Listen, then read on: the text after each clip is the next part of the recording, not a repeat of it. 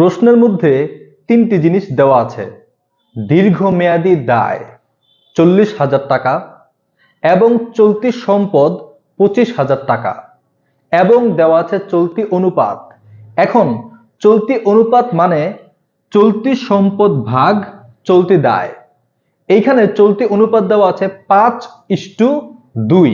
এর মানে হচ্ছে এই যে চলতি সম্পদ ওর ক্ষমতা হচ্ছে 5 জন ব্যক্তির সমান এবং চলতি দায় ওর ক্ষমতা হচ্ছে 2 জন ব্যক্তির সমান। এখন চলতি সম্পদের পরিমাণ হচ্ছে 25,000 টাকা, যা কিনা 5 জন ব্যক্তির সমান। সুতরাং একজন ব্যক্তির ক্ষমতা হচ্ছে 5,000 টাকা। এখন একজন ব্যক্তির ক্ষমতা যদি 5,000 টাকা হয় তাহলে 2 জন ব্যক্তি মানে চলতি দায়ের পরিমাণ হচ্ছে 5 দুগুণে 10 মানে 10,000 টাকা।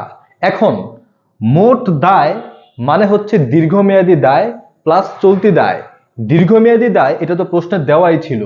চলতি দায়ের পরিমাণ কত বের হইল? একজন ব্যক্তির ক্ষমতা 5,000 টাকা, চলতি দায় সে 2 জন ব্যক্তির ক্ষমতা রাখে, সুতরাং 5 দুগুণে 10,000 টাকা। এর মানে হচ্ছে মোট দায় যার পরিমাণ 50,000 টাকা। এইরকম খুঁটিনাটি জিনিসগুলো আপনাদেরকে মনে রাখতে হবে, অনেক প্র্যাকটিস করতে হবে, তাহলে এই ক্যাটাগরির যদি আরো অনেক অঙ্ক আসে খুব সহজেই আপনারা সমাধান করতে পারবেন ইনশাআল্লাহ। আগামীতে আরো বিস্তারিত আরো টেকনিক নিয়ে আলোচনা করব। Till then take care. আসসালামু আলাইকুম ওয়া রাহমাতুল্লাহি ওয়া বারাকাতুহু।